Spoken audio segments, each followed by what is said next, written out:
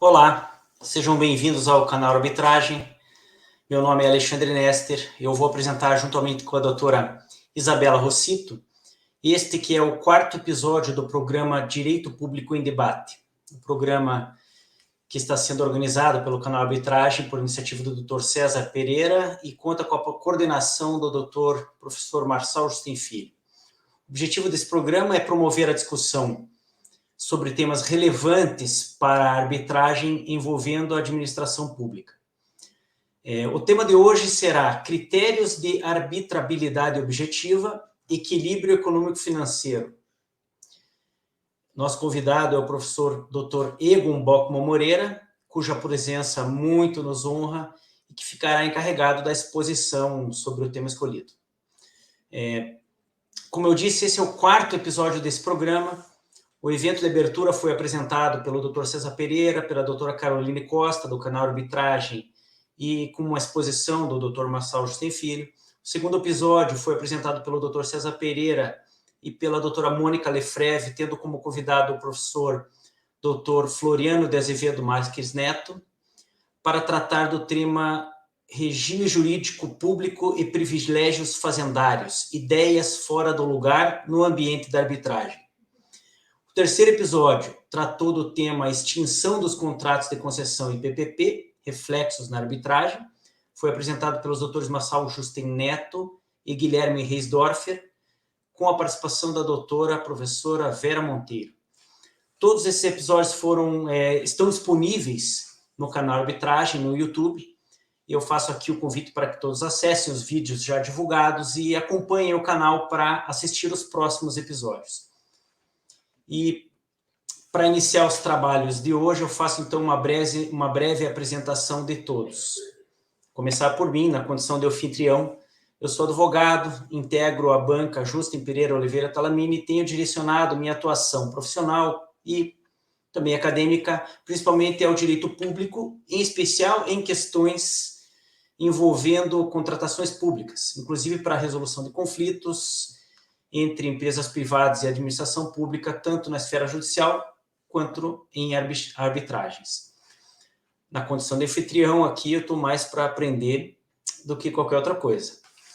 A doutora Isabela Rossito, que participará como debatedora, é uma promissora advogada, também integrante da banca Justin Pereira Oliveira Talamini, e que já desponta aí como uma grande estudiosa do direito público, inclusive na área da arbitragem. A Isabela é mestre em Direito e Desenvolvimento pela Faculdade de Direito de Ribeirão Preto, da USP, e também é doutoranda em Direito do Estado pela USP, pela Faculdade de Direito da USP. E o nosso ilustre convidado, professor Egon Bockmann Moreira, que até dispensaria apresentações, é uma referência no direito público brasileiro. O Egon é advogado, é árbitro, mestre e doutor pela Universidade Federal do Paraná, é professor da Faculdade de Direito da Universidade Federal do Paraná, professor da Faculdade de Direito da Universidade de Coimbra e foi professor visitante das Faculdades de Direito de Lisboa, da USP, da FGV Rio de Janeiro. Também é membro da Comissão de Arbitragem da OAB Paraná e da Comissão de Direito Administrativo da OAB Nacional.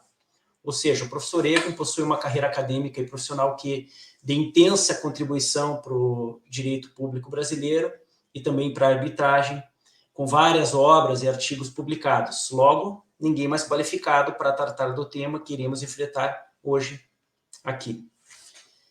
Então, feitas as apresentações, eu agradeço a presença de ambos, Isabela e Egon, e passo desde logo a palavra para o professor Egon, para que inicie a sua exposição. Olá, eu, em primeiro lugar, agradeço imensamente o convite. Para mim é uma honra e uma satisfação estar aqui conversando com o meu caríssimo doutor Alexandre Wagner Nester, com a doutora Isabela Rossito, nessa série do Direito Público em Debate, promovida pelo canal Arbitragem, que eu acho que é bastante enriquecedora para os debates que hoje existem a propósito de arbitragem em direito público, em direito administrativo. E o tema que me foi atribuído é um dos temas principais, se não o coração de arbitragens envolvendo direito público. Eu fiz alguns pequenos slides para orientar a nossa conversa aqui, eu pediria que fossem colocados, né? Então, nós conversaremos a propósito de critérios de arbitrabilidade objetiva, equilíbrio econômico-financeiro. E eu, desde logo, faço uma ressalva, uma firme ressalva. As considerações que eu farei aqui são meramente considerações teórico-abstratas, considerações que não levam em conta qualquer caso concreto. São apenas aproximações teóricas de problemas que podem ou não vir a ser enfrentados em casos concretos. Como que será a estrutura do nosso diálogo, esse diálogo inicial, que eu vou pretender fazer algumas provocações a propósito de arbitragem e administração pública.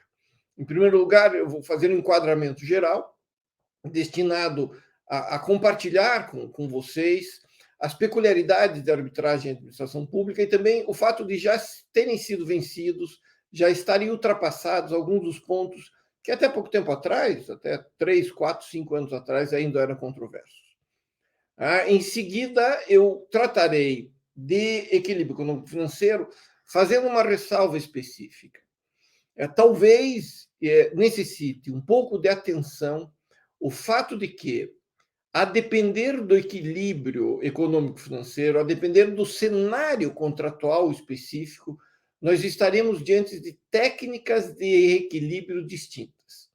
E eu vou fazer uma distinção aqui entre contratos que são de desembolso público, contratos que envolvem verbas orçamentárias e desembolso por parte da administração em pagamento às pessoas privadas, e contratos de investimento privado, que são contratos de longo prazo, que demandam aportes de receita inicial por parte do parceiro privado. Nós já vamos ver isso, qual é essa diferença, inclusive para que, com base nessa distinção, nós possamos começar a conversar sobre direito administrativo e arbitrabilidade objetiva.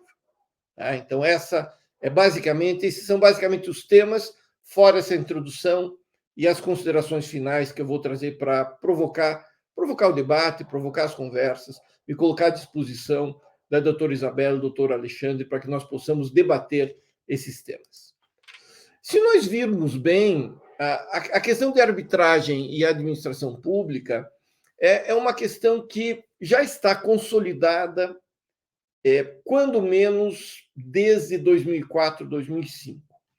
Inicialmente, de uma forma de positivação expressa no nosso ordenamento jurídico, foi a previsão do artigo 11 da Lei Geral de PPPs, Parcerias Público-Privadas, cujo inciso 2º traz a possibilidade de os editais preverem instrumentos privados de resolução de disputas, inclusive arbitragem. Então, nós estamos falando aqui de negociação direta, de mediação, de conciliação, de dispute boards, comissões técnicas de resolução de disputas e de arbitragens, de métodos autocompositivos e heterocompositivos para além do Poder Judiciário, de uma justiça multiportas, por assim dizer. Logo em seguida, no ano 2005, a Lei 11.196 agregou a Lei Geral de Concessões, a Lei 8987 de 95, o artigo 23A, que tem uma redação semelhante ao artigo 11 da Lei de PPP. Ou seja, consolidando nessas duas ordens de contratos, não que nos outros não fosse possível isso. Nos outros desde sempre foi possível a arbitragem. Mas a fins de, com o efeito de consolidar a positivação constitucional dessa autorização legislativa, foi colocado em 2 tipos de contrato. Situação essa que se replicou em vários setores econômicos, autônomos, telecomunicações, portos, aeroportos, mas virá positivada, e por isso eu peço que prestem muita atenção nisso, nos artigos 151 a 154 da futura Lei Geral de Licitações e Contratos Brasileiras, que não trata de contratos de concessão, de contratos BPPP, mas trata especificamente desses contratos que eu denominarei de contratos de desembolso. Isto é, nas contratações regidas pela lei que colocará em revogação, que revogará a Lei 8.666, a 10.520, a 12.462, isto é, Lei Geral de Licitações hoje, Lei de Pregão e Regime Diferenciado de Contratação, a nova Lei Geral de Licitações Brasileiras, ela tratará no artigo 151, com uma abertura dessa parte, desse capítulo, que todas as contratações nelas poderão ser utilizados meios alternativos de prevenção e resolução de controvérsias, notadamente, ou seja, são exemplos, a mediação, o Comitê de Resolução de Disputas e a arbitragem. Portanto, o cenário legislativo, se porventura um dia houve alguma incerteza, não de minha parte, mas de órgãos de controle, de parte da dogmática jurídico-administrativa, hoje isso não existe mais. Hoje não existe mais, mesmo porque a Lei Brasileira de Arbitragem, a Lei 9307 de 96, em 2015, a ela foi agregado a lei, os dispositivos advindos da Lei 13129 de 2015, que fala que é perfeitamente possível que a administração pública se valha da arbitragem. E aqui as coisas começam a ficar mais interessantes e nós vamos poder aprofundar um pouco o tema da nossa conversa, né, desse debate. Isto é, nós teremos a arbitragem para a administração pública sempre para conflitos relativos a direitos patrimoniais disponíveis, e aqui é a grande questão da arbitrabilidade objetiva e de equilíbrio econômico-financeiro. Já houve decisões de órgãos de controle que diz que não cabia arbitragem em equilíbrio econômico-financeiro, com todo respeito, para mim, me parece descabido. E todas as arbitragens envolvendo a administração pública serão sempre de direito. O que importa dizer que não é possível arbitragens envolvendo a administração pública, no caso brasileiro, por equidade. Tá? O que nós temos, portanto? Nós temos um cenário, e como nós vamos investigar um pouco mais durante a nossa apresentação, durante a nossa conversa aqui, nós temos um cenário em que os contratos administrativos, todos eles, sem exceção, né? A lei dos estatais, que traz contratos privados, também prevê arbitragens e métodos adequados de solução de conflitos, todos trarão a possibilidade de, se porventura houver conflitos, eles serem resolvidos pelos métodos adequados. Isso está no artigo 151, volto, da 14133, cujo artigo 186 diz que ela, Lei Geral de Licitações e Contratos, se aplica subsidiariamente a 8987, a Lei Geral de Concessões, e a 11079, a Lei Brasileira de PPPs. Significa que nós temos um arcabouço normativo fechado, e eu poderia dizer que a arbitragem, em vista das suas peculiaridades, e em vista da possibilidade de haver negociação, de haver conciliação, de haver mediação, de haver comitê de solução de disputas, e eventualmente haver recurso ao judiciário, a arbitragem ela deve ser reservada para os casos difíceis. Isto é, casos tranquilos, casos fáceis, casos que não haja uma assimetria de informação significativa, casos em que, porventura, seja feita uma licitação para bens e serviços comuns por pregão eletrônico. Esses casos mais simples talvez não mereçam ser objeto de arbitragem. Mesmo porque a arbitragem faz com que seja instalado um tribunal específico, escolhido do alto da autonomia de vontade das partes, que seu quadro terá árbitros especialistas em direito público, especialistas naquela ordem de contratos, e especialistas em arbitragem também, que se marcará pela solução expedita em prazo razoável para conflitos complexos. Conflitos que hoje, no judiciário, e sem qualquer exagero, duram 10, 15, 20 anos. A média recente de casos na AGU, que envolvam arbitragem e administração pública, é de aproximadamente 2 anos e meio, 3 anos. Casos mais complexos são resolvidos em 5 anos.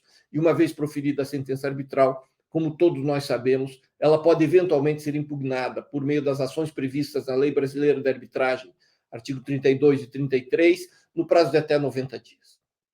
Não há recurso, não há segunda instância, não há maior desdobramento da complexidade e da litigiosidade. Você não troca, como hoje acontece no Poder Judiciário, um conflito por um outro conflito mais complexo. Se troca um conflito por uma solução em curto e médio prazo. Mas nesses casos, e é isso que eu vou tentar explorar aqui na nossa conversa de hoje, especialmente porque não há dois contratos administrativos idênticos.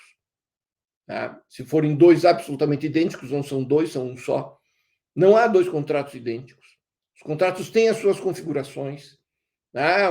Tem a sua proposta, tem o vencedor, tem as características da empresa, tem as características circunstanciais daquele contrato. Não haverá dois conflitos idênticos em contratos complexos. Eles podem eventualmente ser até oriundos da mesma licitação por lotes, mas as propostas são diferentes. Os ambientes físicos são diferentes. O poder concedente experimenta diferenças com o passar do tempo. O parceiro privado pode experimentar diferenças com o passar do tempo.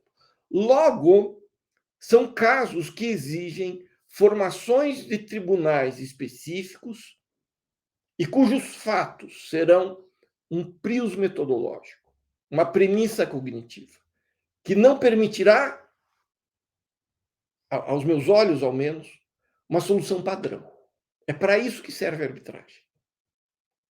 Para casos complexos, cuja solução do conflito não advenha de soluções padronizadas, pré-estabelecidas, como intuitivas.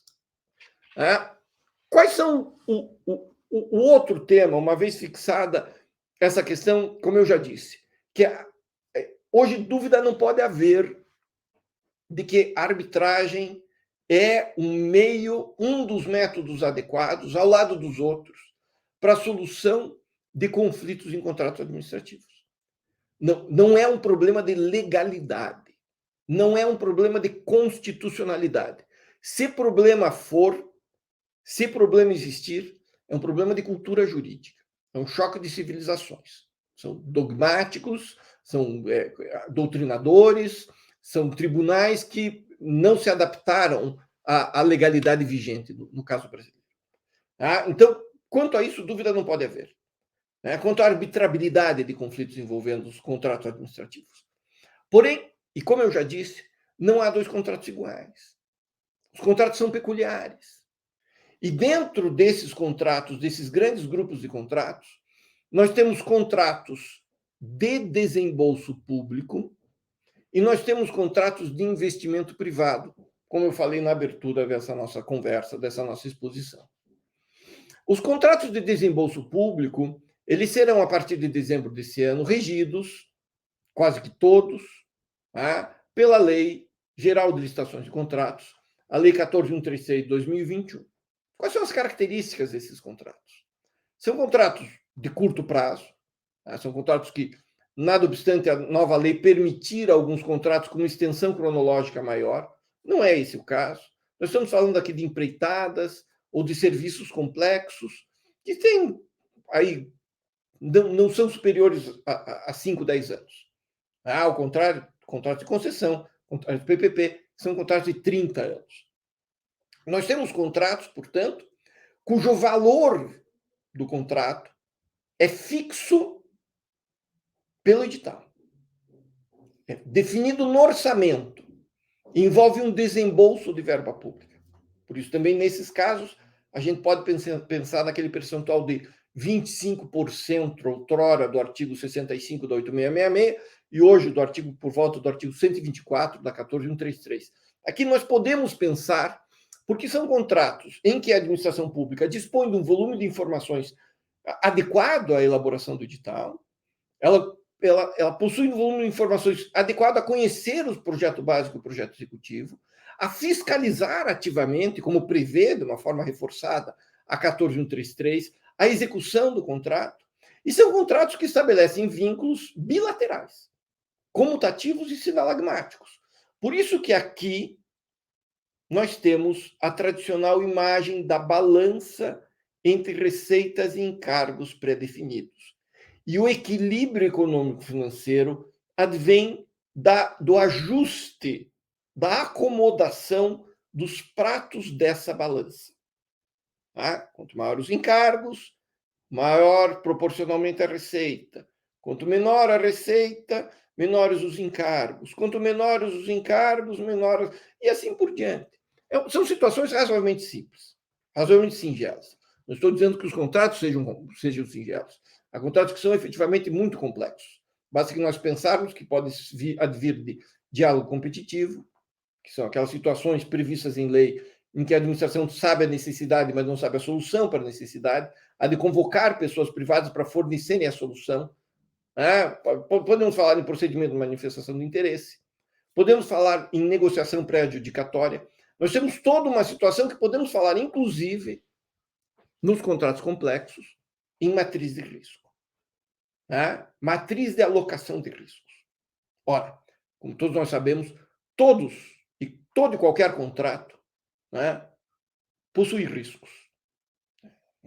Nessa nossa conversa de hoje, eu fui instalar o sistema para poder fazer a gravação desse nosso diálogo, e eu tenho um computador Macintosh que não roda o programa que funciona essa gravação.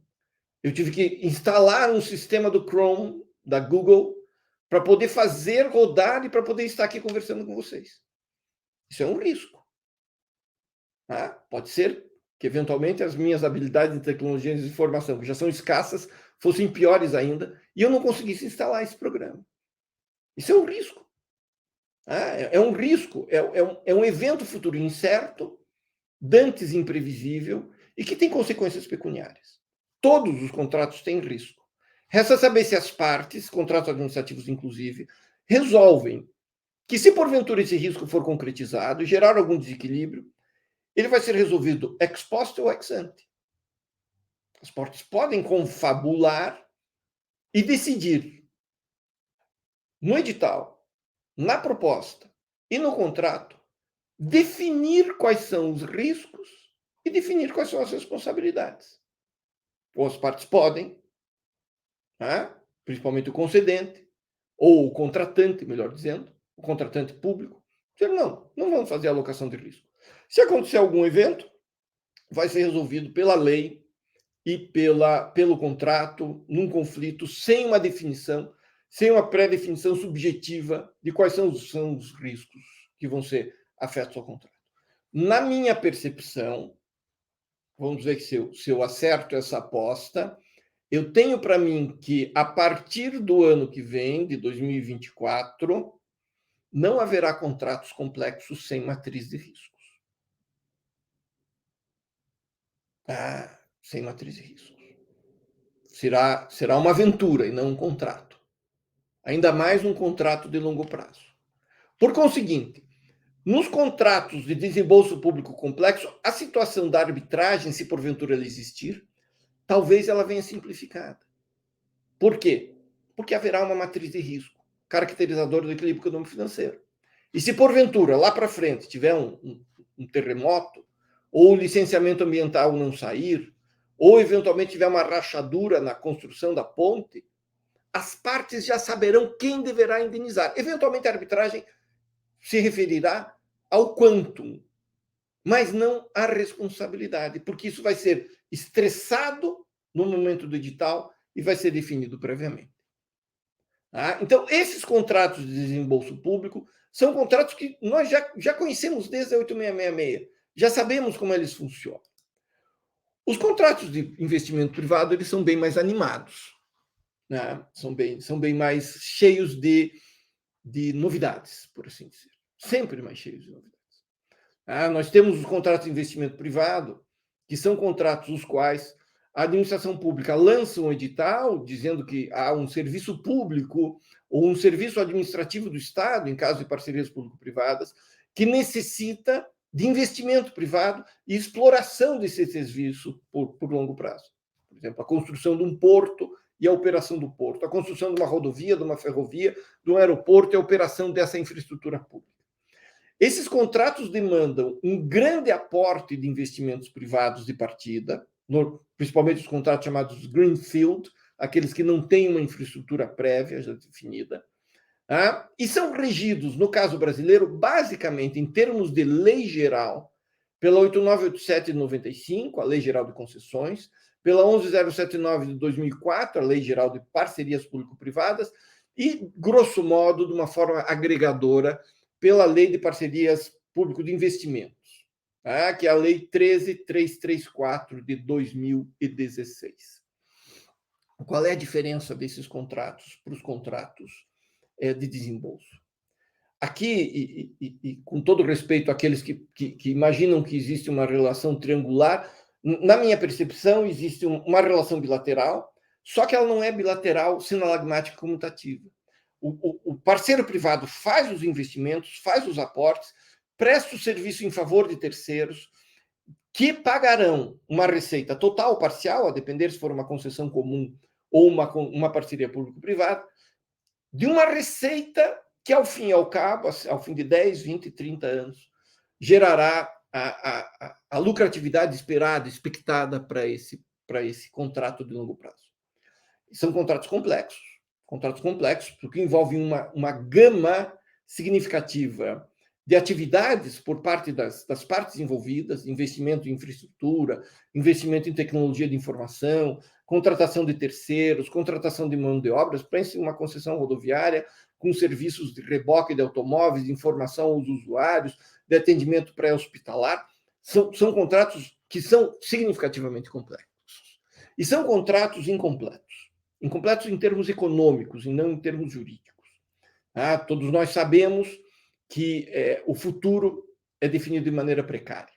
Nós não conseguimos saber como será o dia de amanhã, nem como será o dia de 10, 20 ou 30 anos. Pensem comigo, qual foi a inflação anual do Brasil há 10 anos atrás? Qual foi a inflação anual do Brasil há 20 anos atrás? Qual foi a inflação anual do Brasil há 30 anos atrás? Como é que estava o dólar? Como é que estavam os juros? Como é que estava a taxa Selic?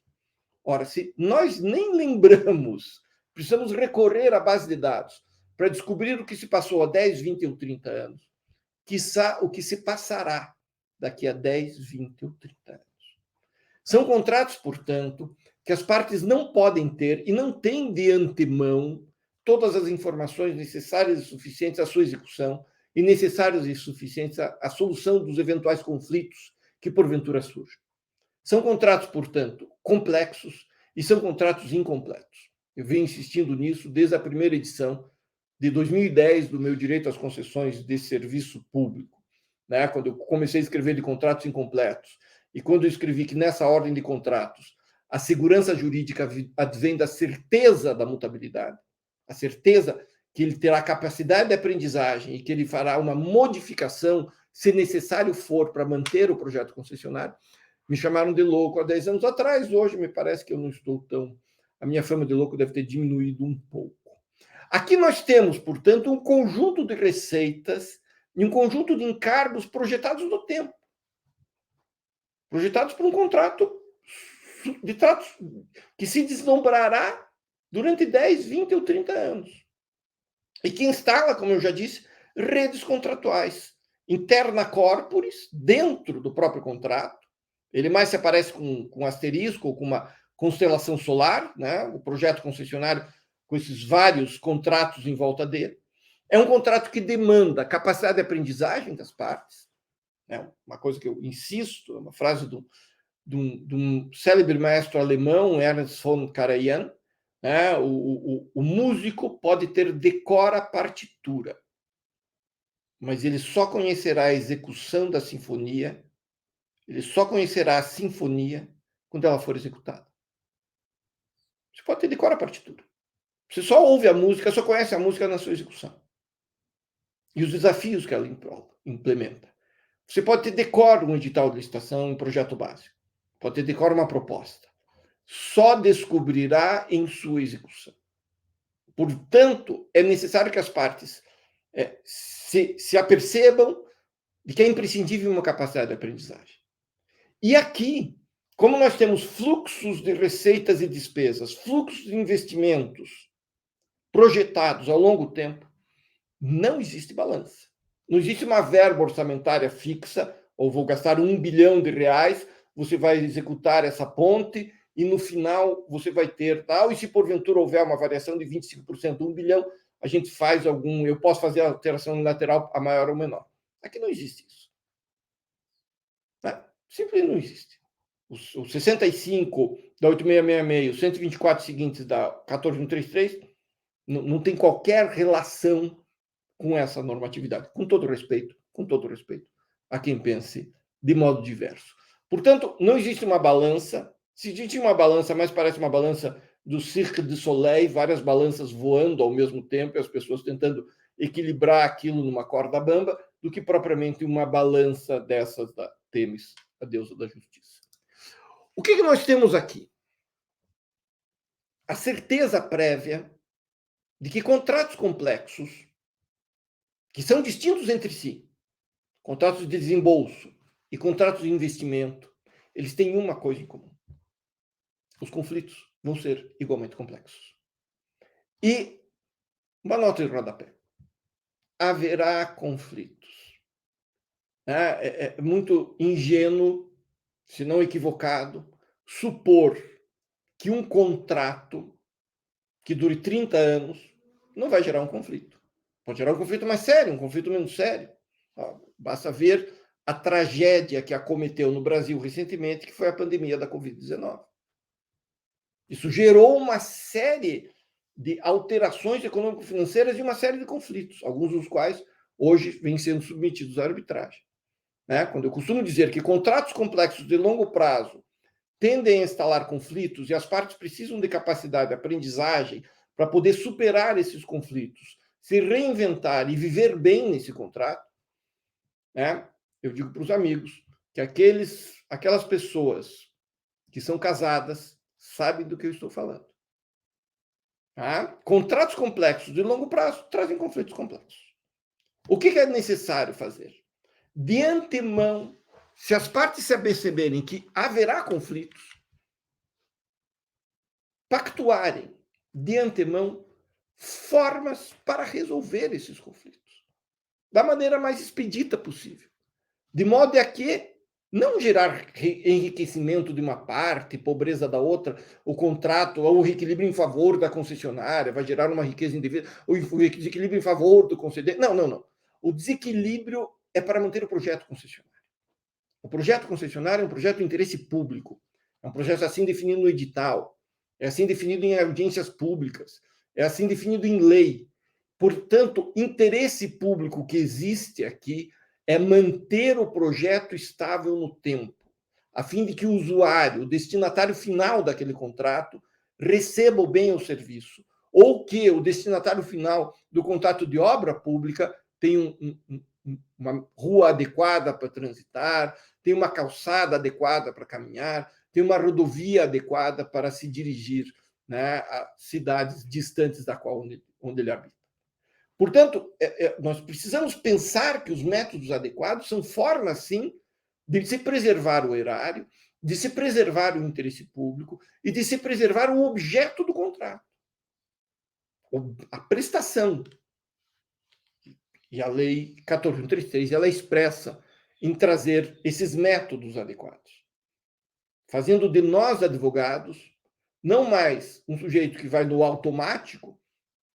Quando tem um conflito, ele lembra do Calamandrei e diz, tem uma pretensão resistida, o recurso adequado é o judiciário. Não é mais uma só resposta.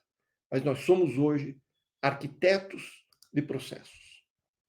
E como é que funciona, em termos de contratos administrativos, de arquitetura processual, a questão equilíbrio econômico-financeiro e arbitrabilidade objetiva?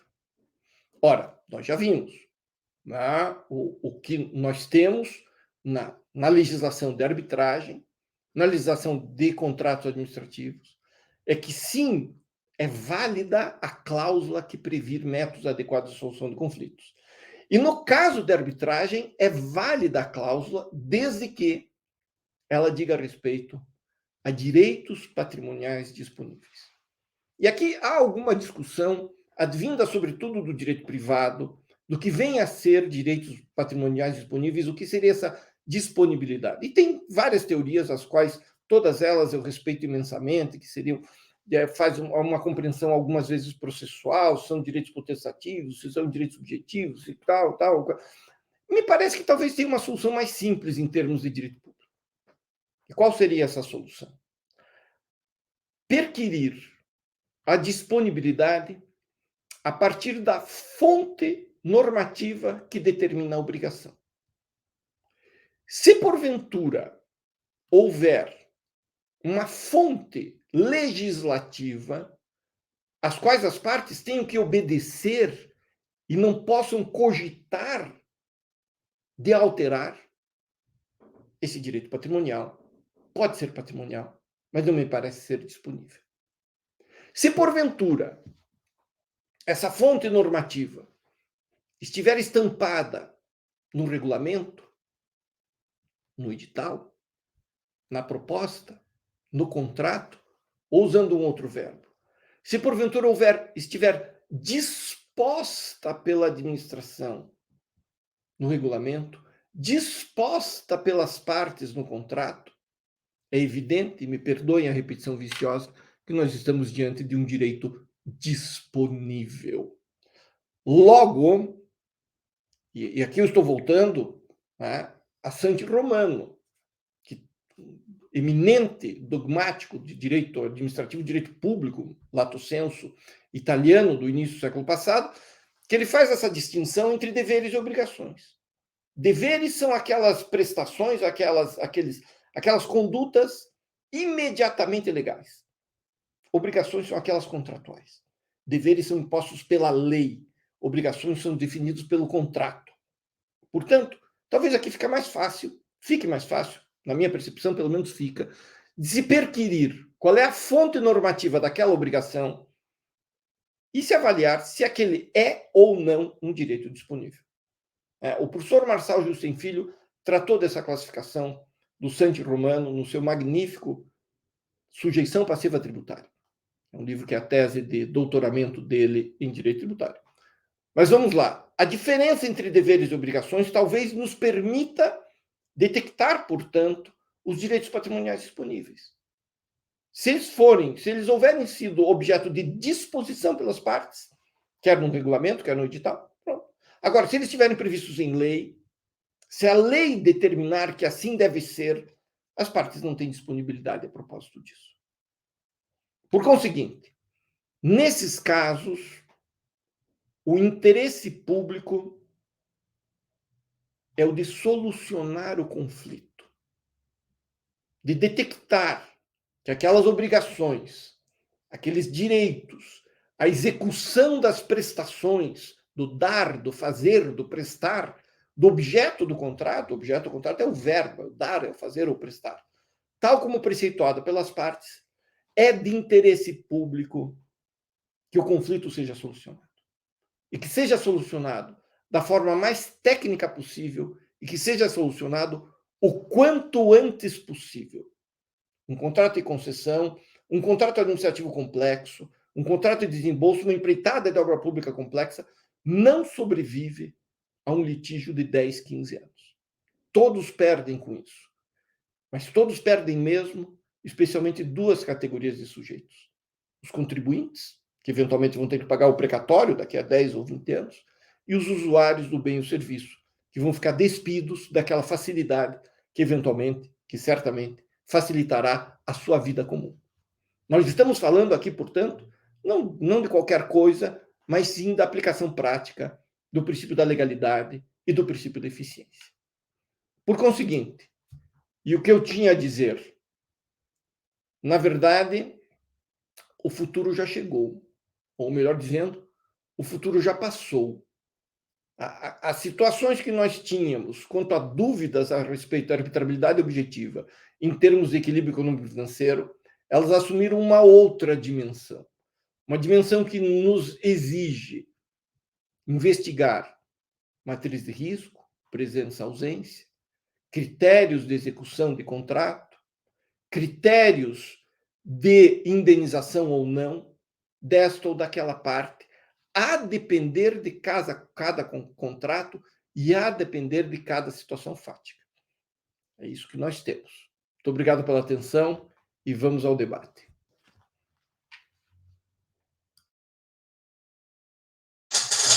Muito obrigado, professor Egon. Agradecemos a exposição. Como bem colocado, não pode haver dúvidas hoje, diante do avanço já observado, tanto na legislação, quanto na jurisprudência, na doutrina e na prática, quanto à arbitrabilidade objetiva dos conflitos que envolvem equilíbrio econômico-financeiro, certo? Tanto para contratos que o professor Egon chamou de desembolso, investimento privado, me corrija, mas seriam os contratos que envolvem delegação, ou quanto para aqueles contratos de desembolso público, né? Os que seriam contratos de colaboração, talvez. Ou seja, houve essa consolidação do entendimento que vem sendo já desenvolvido há tempos. Então, nós temos essa premissa, né? Se você aplicar os critérios de habilitabilidade objetiva, disponibilidade do interesse controvertido, patrimonialidade do interesse controvertido,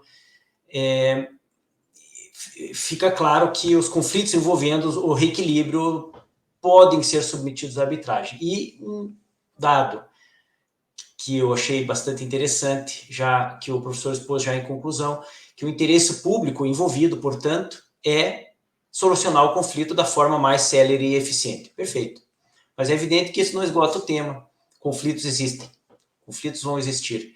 E é por isso que eu passo a palavra, então, para a doutora Isabela, para que formule os seus questionamentos ao professor Egon.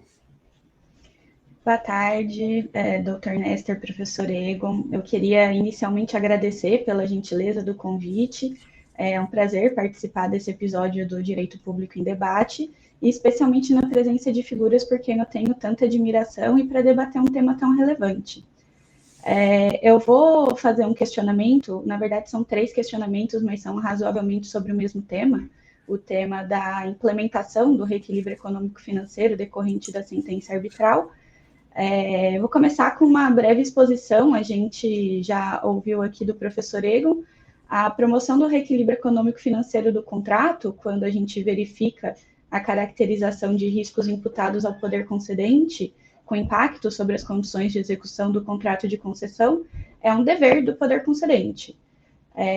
O artigo 9º, parágrafo 4º da Lei de Concessões, prevê que, em caso de alteração unilateral do contrato, essa recomposição deve se dar, inclusive, de forma concomitante à alteração.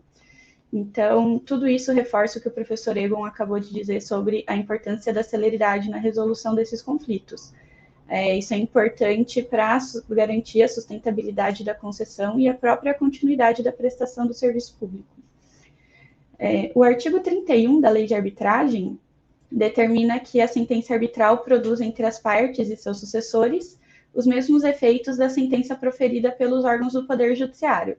E, sendo condenatória, a sentença arbitral constitui título executivo judicial. E com isso surge a discussão sobre a forma de execução dessa sentença, né?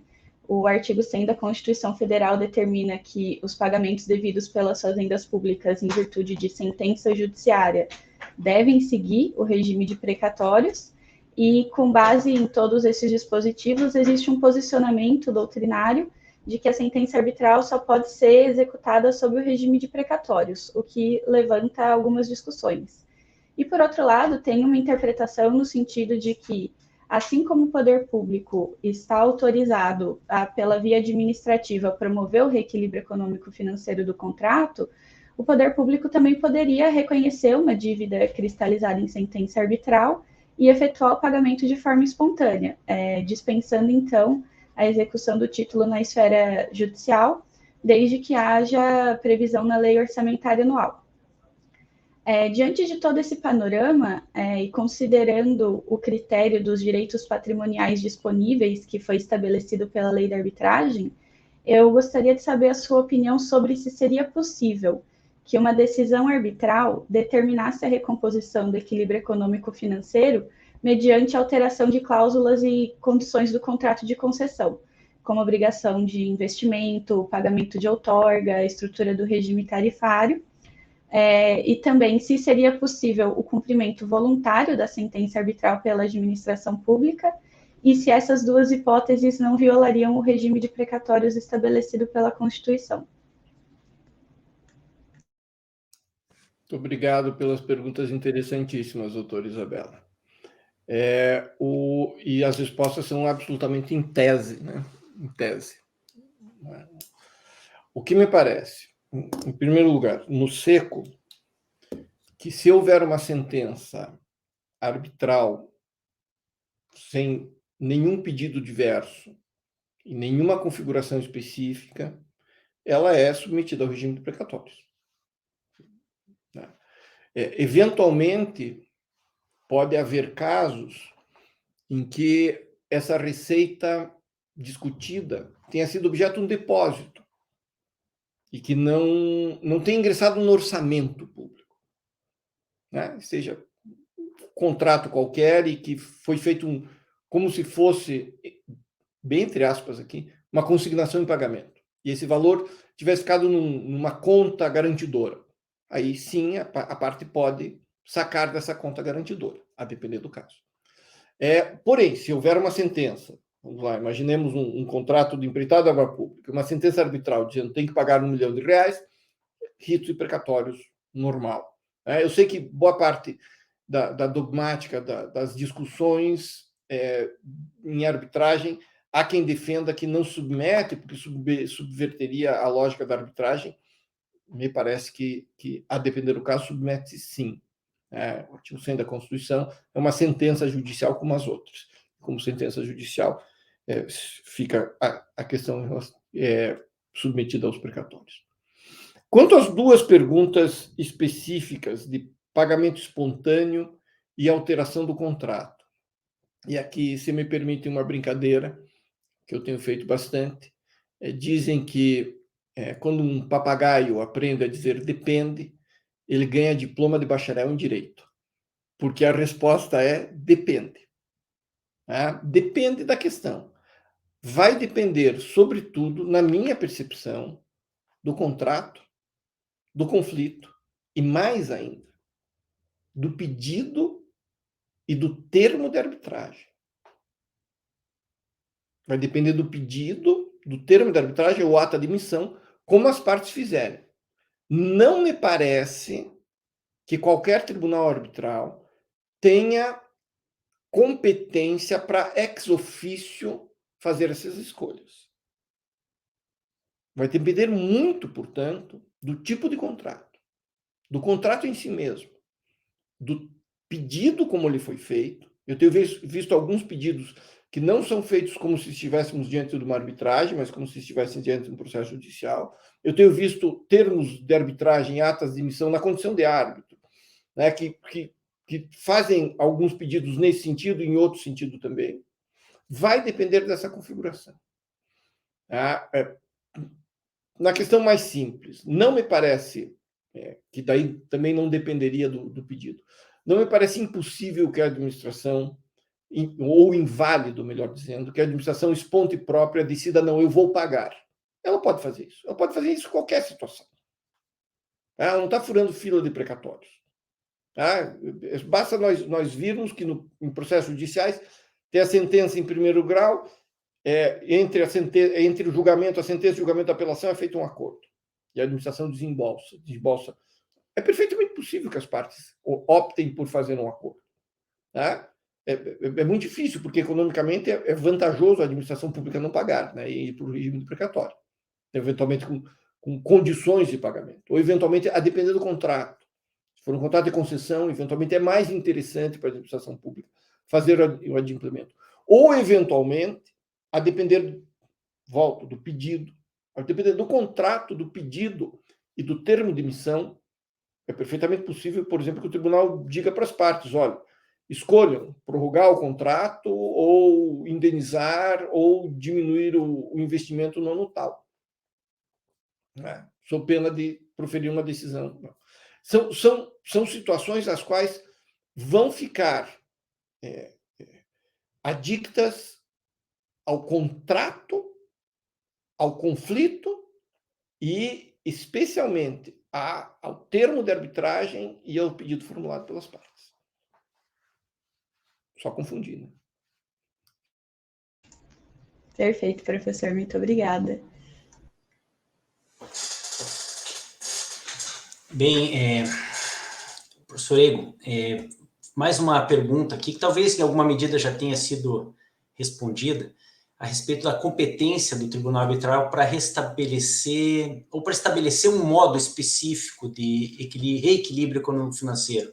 Ou seja, o Tribunal Arbitral pode determinar à administração pública a adoção de uma solução específica de reequilíbrio, pode determinar aumento de tarifa, pode ampliar prazo, pode condenar o pagamento, ou mais ainda, o Tribunal Arbitral tem uma competência idêntica do Poder Judiciário para isso? Ele pode aplicar todo o direito público?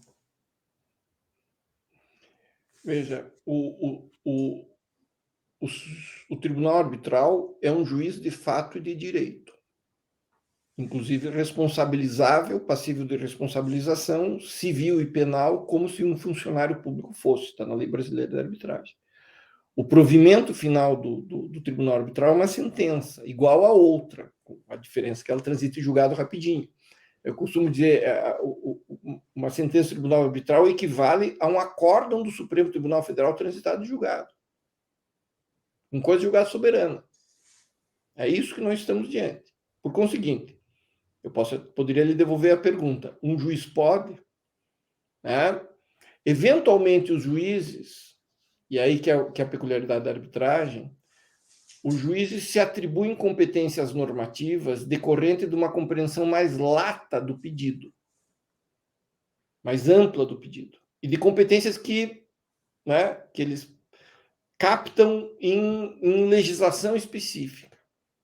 E daí os juízes, a fim de preservar o equilíbrio econômico-financeiro, defiram o aumento da tarifa de pedágio, ou da tarifa de aeroportuário, ou da tarifa de transporte ferroviário.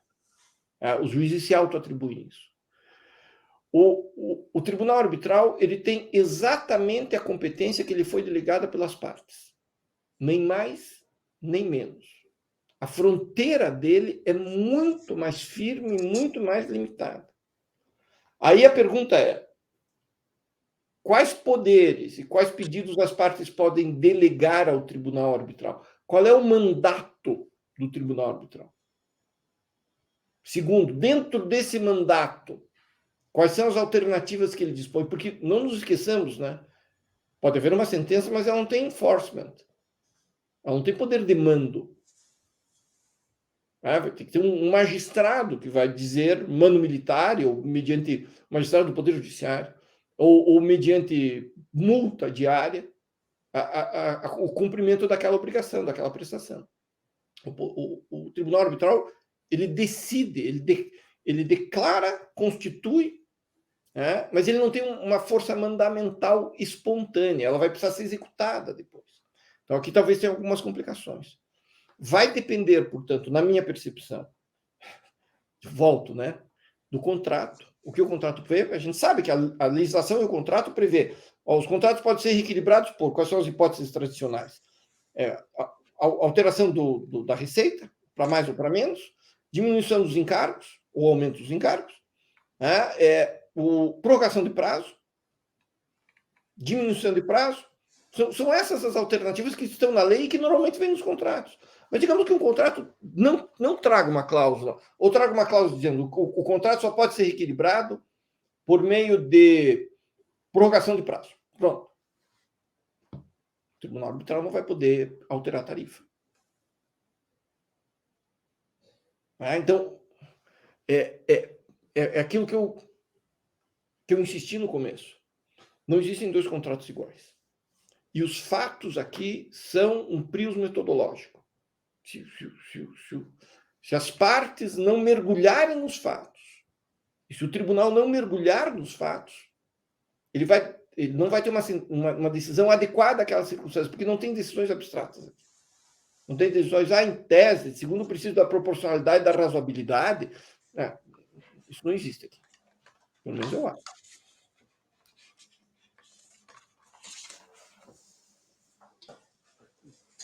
Perfeito. Essa é talvez uma das principais vantagens, então, da arbitragem, definir com mais precisão até onde o juiz pode ir, o escopo da arbitragem, ele tende a ser muito mais delimitado do que os juízes do Poder Judiciário usualmente, né, pretendem para si. Eu fico bastante satisfeito com a resposta do nosso expositor sobre o assunto. Passo de novo a palavra para a Isabela, se tiver mais algum questionamento em função do que foi esclarecido. Ou... Pelo critério, um dos critérios utilizados da arbitrariedade objetiva é o critério contratual, né, de disposição. Se considera que se a administração pública pode dispor em contrato, isso pode ser objeto da arbitragem. Então, no caso, essa questão da forma de recomposição do equilíbrio, geralmente isso vem disposto em contrato, inclusive tem contrato que até determina qual vai ser a forma prioritária de reequilíbrio, geralmente por abatimento na outorga, prorrogação de prazo, enfim. Então, nesse caso, eu tenho a opinião, pelo menos, de que, dependendo da configuração do contrato, do termo de arbitragem, eu acredito que seria possível, sim, que o tribunal determinasse a forma de reequilíbrio. Só queria fazer mais essa consideração mesmo sobre o tema. Estou super satisfeita com as respostas, aprendi bastante aqui hoje. É tão bom ser advogado, né? A gente pode fazer a nossa opinião específica a respeito. Eu, como tenho funcionado como árbitro, tenho que necessariamente manter a minha neutralidade nas respostas, mas vai depender, como a doutora Isabela disse, né? Da configuração do contrato e da configuração do pedido do termo de arbitragem. Perfeitamente. Bom, acho que assim a gente já consegue encaminhar para o encerramento do nosso evento, se estiverem de acordo, se não tiverem mais nenhuma consideração a fazer. E antes ainda eu reitero o convite que fiz inicialmente para que todos assistam os episódios que já foram divulgados e que acompanhem o canal para terem a oportunidade de assistir aos futuros episódios nesse escopo que eu mencionei também no início, de promover o debate sobre essa questão que, embora já tenha, como o nosso expositor hoje bem colocou de forma muito perspicaz, embora já tenha sido praticamente solucionada pela legislação, certamente ainda vai gerar muito conflito. Agradeço a todos, agradeço ao canal Arbitragem por tornar esse evento possível. Doutora Isabela, muito obrigado. Professor Egon, uma satisfação novamente.